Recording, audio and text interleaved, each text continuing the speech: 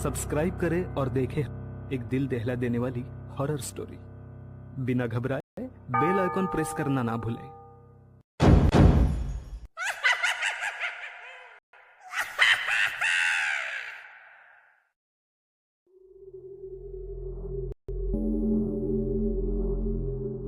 इस कहानी के लेखक हैं संजय कांबले।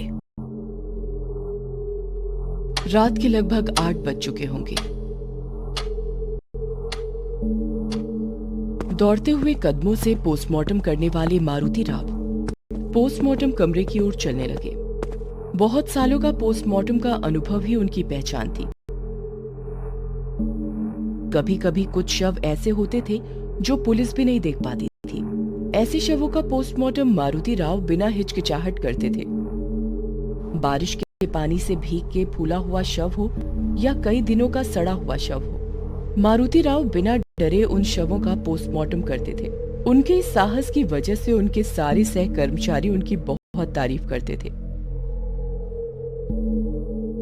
इसी खासियत की वजह से अस्पताल के सीनियर डॉक्टर सावंत के साथ उनकी अच्छी दोस्ती थी।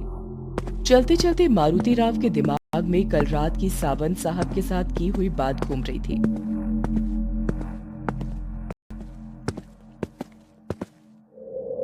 कल रात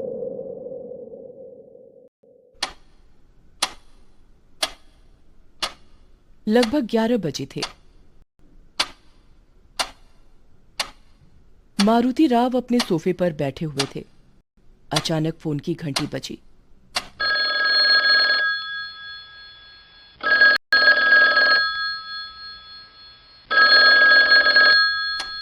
घड़ी की ओर देखते हुए मारुति राव ने फोन उठाया। हेलो जी कहिए सावंत साहब। मारुति एक लड़का है, उसे काम से निकालना है। मेरी उसके साथ कुछ खास बनती नहीं।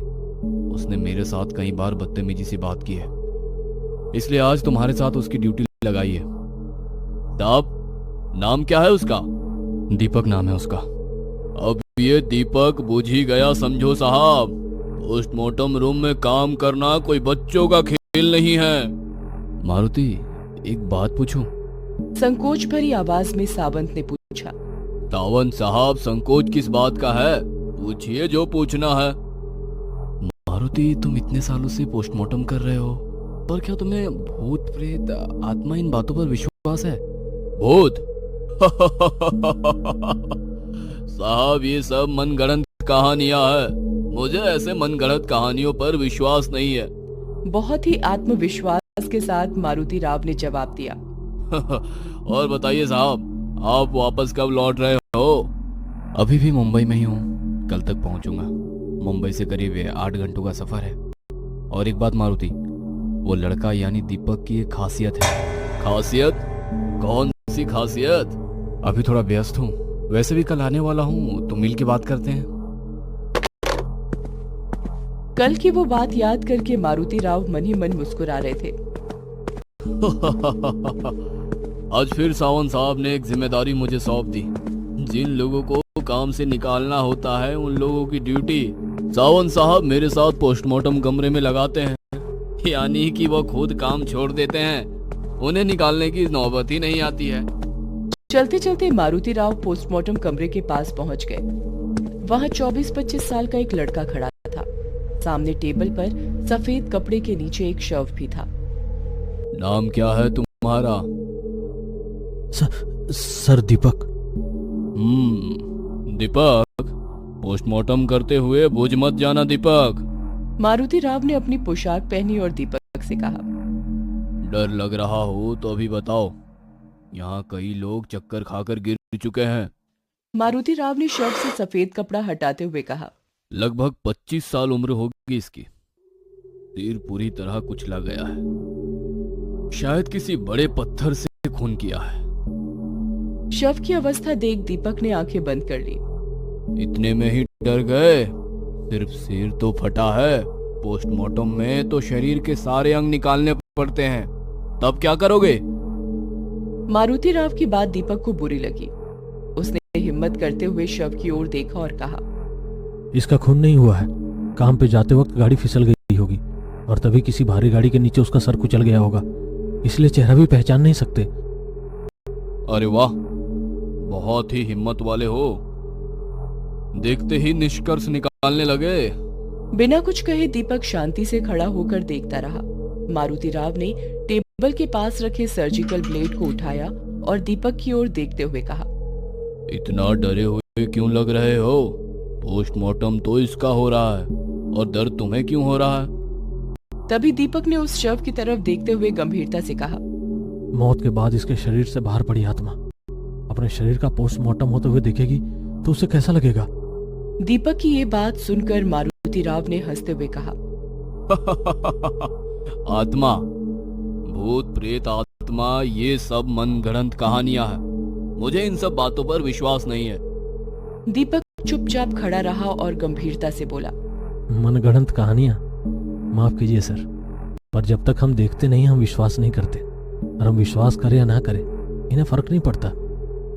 दीपक का अस्वस्थ चेहरा देखकर मारुति राव ने आत्मविश्वास से कहा, अपना ये पोस्टमार्टम का काम देखकर खुद भूत प्रेत आत्मा हमसे डरते हैं। हो क्यों डरे भला? उन्हें किस बात का डर? जख्म दर्द तो उन्हें होता ही नहीं है, उसके लिए उनके पास शरीर जो नहीं होता वो कहीं भी जा सकते हैं, आपके सामने भी हो सकते हैं। दीपक की इस बात से मारुति राव को गुस्सा आ गया।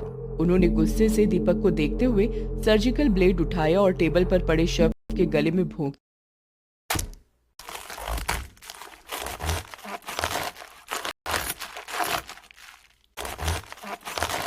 ये सब नजारा देखकर दीपक की आंखें फटी की फटी रह गईं।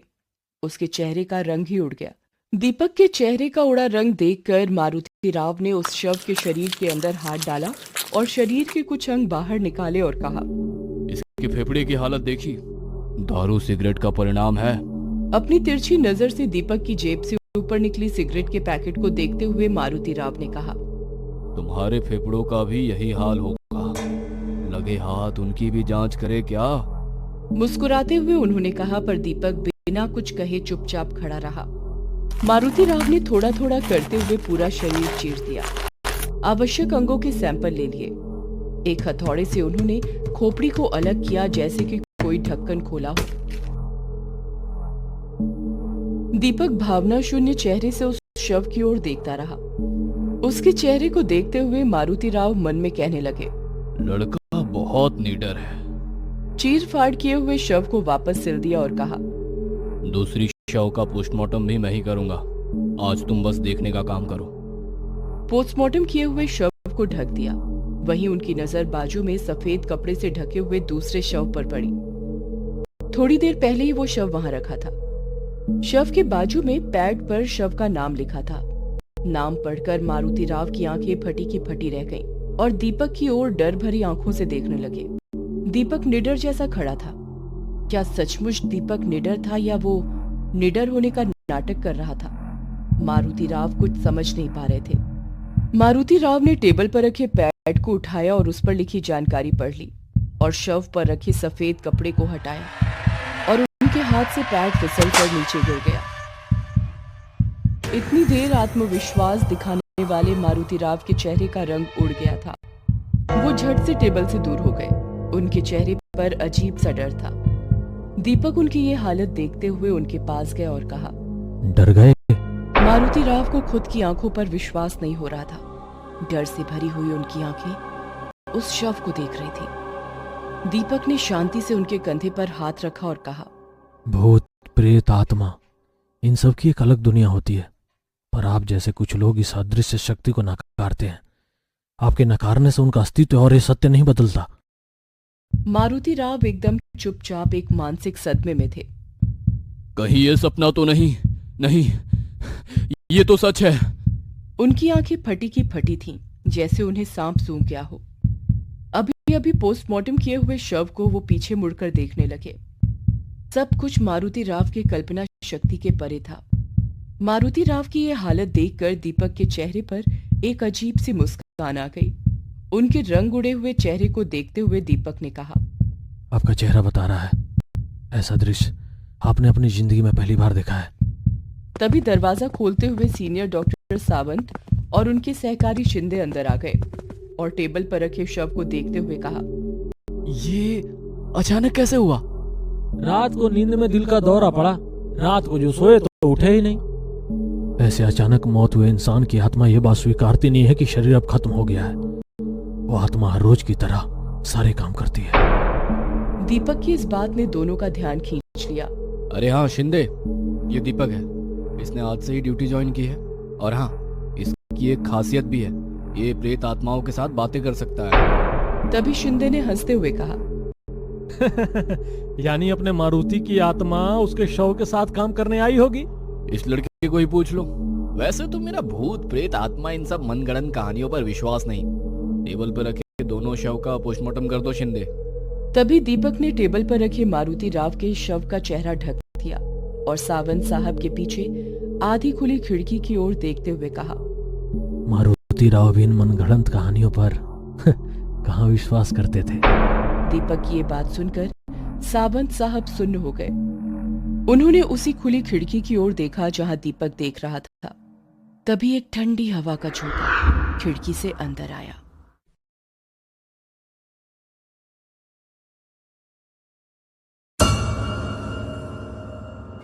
ये कहानी आपको अच्छी लगी हो तो हमें सब्सक्राइब करें। हमारा इंस्टाग्राम और फेसबुक पेज जरूर फॉलो करें। अगर आपके पास ऐसी ही कोई कहानी हो तो हमें कमेंट बॉक्स में भेजें। हम कोशिश करेंगे कि अगली एनिमेटेड स्टोरी आपकी होगी।